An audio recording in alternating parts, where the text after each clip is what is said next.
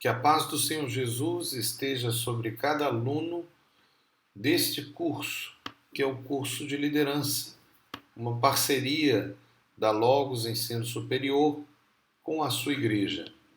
Aqui é o professor Marco Faleiro e nós estamos na disciplina Seitas e Heresias. Esse é o terceiro AVA da aula dupla 3, que é a aula 5 e 6, sendo a terceira parte da aula 5, ou seja, estamos a terminar a aula 5. Nós vamos continuar com a abordagem da visão histórica das igrejas em Angola.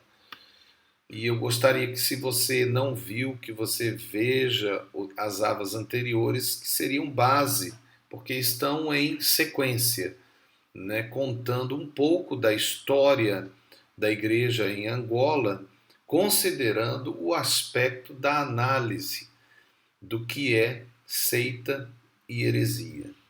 Lembremos das legalizadas inicialmente em 1987, nós já citamos, estão aí as 12 igrejas iniciais que foram legalizadas: IESA, IECA, a Católica, a Metodista, a IEBA, a IRA, os quimbanguistas, a ADP, os Adventistas do Sétimo Dias, a CBA, a UIA e a IEA. Então nós temos elas aí. Se você quiser depois, inclusive nos próximos slides, você pode querer depois parar, anotar e ver com mais calma. É só parar a AVA e ir anotando ou fazendo até pesquisas. Mas em 1987, temos as primeiras igrejas evangélicas legalmente reconhecidas, apesar delas já atuarem há muitos anos em Angola. Mas já havia associações, como a SICA, que tinha sido iniciado pela Igreja Metodista Unida. A SICA, que é o Conselho de Igrejas Cristãs em Angola, foi fundada em 24 de fevereiro de 1977, na própria Igreja Metodista Unida. No início ela se chamava CAIE, ou seja, o Conselho Angolano de Igrejas Evangélicas. Os fundadores foram 7 igrejas, que foi a IECA, a Igreja Evangélica de Angola, a Igreja Batista em Angola, a Igreja Evangélica de Angola, a Igreja Evangélica Reformada e a Missão Evangélica Pentecostal e a Igreja Quimbanguista. Então essas foram as 7 igrejas, se assim podemos dizer, ou pelo menos grupos religiosos, que iniciaram a SICA, anteriormente chamada de CAIE. Em 2017 já eram 22 igrejas filiadas dentro desta associação de grupos religiosos. Nós poderíamos chamar igrejas, mas algumas delas podem até não ser igrejas, como é o caso dos quimbanguistas, né? Que depende de uma análise específica desse grupo. Nós não faremos agora. Mas veja aí o nome destas outras que depois vieram a compor até 2017, né? Então nós temos aí a IMUA, a IECA, a IEBA, a IE, aí nós temos aquelas que já são e nós temos outras, né? Como a Igreja da União Comunhão Anglicana, a Igreja Cheia, a Igreja Apostólica Africana, a Missão Apostólica dos Crentes, a Igreja da Fé Apostólica, a Igreja Comunidade Menonita, os Irmãos Menonitas, a Evangélica Menonita, o Exército da Salvação, a Igreja de Deus, a União Batista, a Igreja Batista Livre, a Metodista Episcopal, a Associação Cristã da Mocidade, que era a ACM, na verdade é uma para-eclesiástica, e a União Cristã Feminina, que também é uma para-eclesiástica. Nós vemos ainda aí essa perspectiva das para-eclesiásticas se unindo em associações com aquilo que nós chamamos de igreja, né? Ou pelo menos de grupo religioso do ponto de vista legal.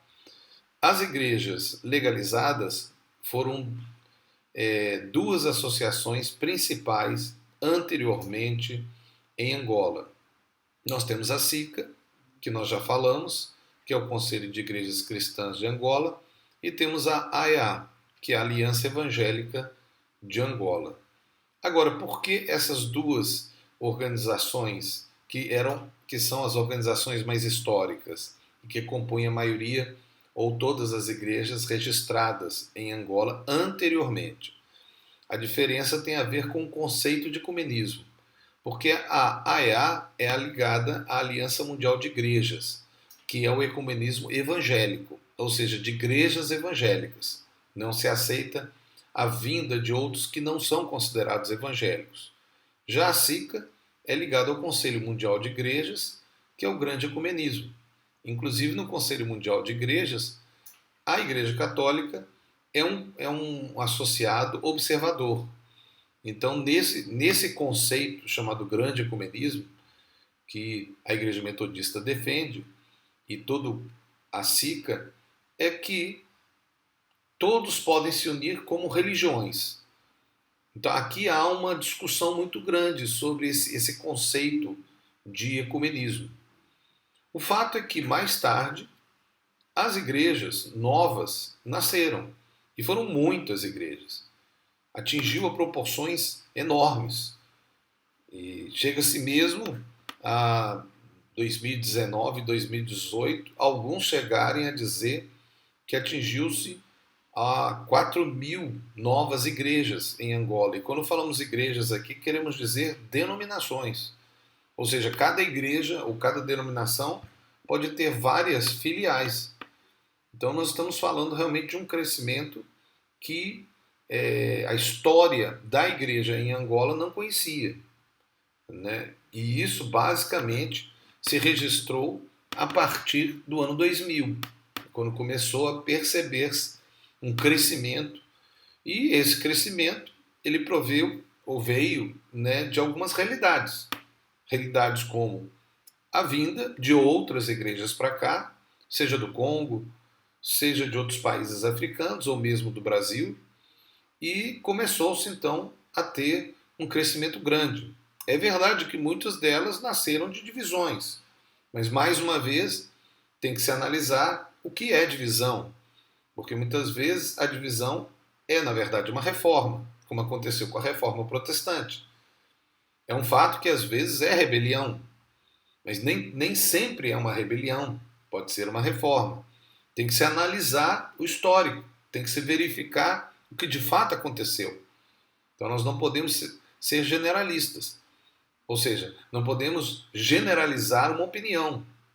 Tem que se observar o fato e tem que se haver um julgamento que tenha critérios. Que critérios? Basicamente, critérios que sejam justos e que se baseiem na palavra de Deus, que é a Bíblia Sagrada.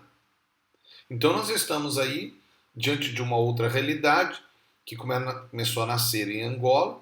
Inicialmente nós tínhamos essas igrejas que se uniram em algumas associações, nós falamos a AEA e a SICA, mas depois nasceu novas alianças, como o caso das plataformas ecumênicas, que nós falaremos depois, seguindo a proposta de uma análise rápida da história da igreja em Angola. Nós estamos a considerar o aspecto histórico da igreja em Angola, porque inclui isso a análise de seitas e heresias. Quando alguns querem fazer uma análise do que é seita, baseada apenas em aspectos legais, ou apenas em aspectos históricos. Mas basicamente nós temos que considerar a percepção da análise bíblica, ou seja, o que é doutrina, o que de fato a Bíblia poderia dizer acerca daquele grupo. Agora nós vamos seguir, mas nós esperamos que os alunos já tenham uma perspectiva nova quanto ao julgamento de grupos religiosos, especialmente aqueles que são chamados de cristãos. Se são cristãos, porque é bom lembrar que só é cristão quem nasce de novo. Não é necessário, ou seja, não é um fato que a pessoa está dentro de uma igreja chamada evangélica ou cristã que ele é cristão. Não. Ele precisa de nascer de novo para ser cristão, senão ele é apenas um religioso, mesmo que ele tenha sido batizado ou seja membro de uma igreja. Porque o que nos faz cristãos é a experiência pessoal com o novo nascimento. Aqui também surge uma outra análise que nós queremos falar antes do término dessa AVA, né? Que nós vamos considerar que é o que é ecumenismo. Esse é um ponto que temos que parar. Vamos ver aí um conceito. Ecumenismo é o processo de busca unitário, de unir uma coisa só. O termo ecumenismo provém da palavra grega oikomene, que significa mundo habitado. No contexto histórico, a palavra ecumênico refere-se tanto à reunião de pessoas de distintos lugares quanto à doutrina e costumes eclesiásticos aceitos como norma por toda a Igreja Católica. Nasceu, então, dentro do ambiente católico. Após o Império Romano, o termo ecumenismo deixa de ter a conotação política e passa a ser utilizado na Igreja como algo que é aceito por todos os cristãos. Mas lembre que para a Igreja Católica, somente católicos são verdadeiros cristãos, no conceito deles e da doutrina deles. Num sentido mais restrito do conceito, emprega-se o termo para os esforços em favor da unidade entre igrejas cristãs. Num sentido lato, pode designar a busca da unidade entre as religiões. Então, o termo ecumenismo era utilizado para um sentido dentro da Igreja Católica, depois ele se ampliou para a unidade de religiões, e hoje ecumenismo é mais uma busca de unidade. Mas para o mundo é a unidade das religiões, todas, como se pudesse haver uma grande unidade e como se o Deus de todas as religiões fosse o mesmo. Agora nós temos que ter cuidado com isso, porque a Bíblia nos fala que não há unidade entre luz e trevas. Mas pode haver e deve haver, dentro do padrão cristão, um amor com respeito para o próximo. Então nós não estamos a falar aqui acerca do amor ao perdido, às outras religiões. Não, nós estamos falando da unidade. Então agora, a unidade entre igrejas deve seguir ou seguem um padrão que é da liderança em unidade com os conceitos bíblicos. Ou seja, que essa unidade não pode ser contrária à Bíblia Sagrada. Não pode promover pecado. Não pode promover a aceitação de pecado ou de erros teológicos ou até mesmo, podemos dizer, de heresias. Então, esse é um cuidado que se deve ter quando se pensa em unidade. Mas, mesmo considerando todos esses aspectos, no final, quem irá definir esses princípios para que se haja unidade entre igrejas diferentes é a liderança da sua igreja. Então aí eu coloco um ponto final nessa ava, apenas lembrando de que sempre você deve estar em sintonia com a sua igreja local e com a sua liderança local, ou seja, seus pastores, bispos, apóstolos, aqueles que estão acima e que vão analisar caso a caso e considerar a possibilidade de estar ou não em unidade.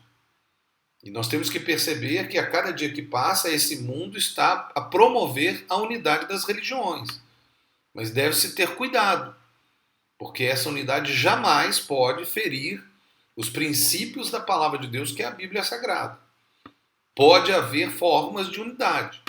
E para isso nós temos as nossas lideranças, os nossos pastores, a nos ajudar a estarmos sempre promovendo o amor cristão, o respeito, sim, o direito à liberdade, à justiça, à igualdade, mas nunca indo contra a palavra de Deus, que é a Bíblia Sagrada. Aqui é o professor Marco Faleiro, na disciplina Seitas e Heresias. Você está no curso de liderança, que é um curso da Logos Ensino Superior de Teologia, e estamos em parceria com a sua igreja. Deus abençoe você e, como sempre digo, seja feliz, mas faça alguém feliz. Amém.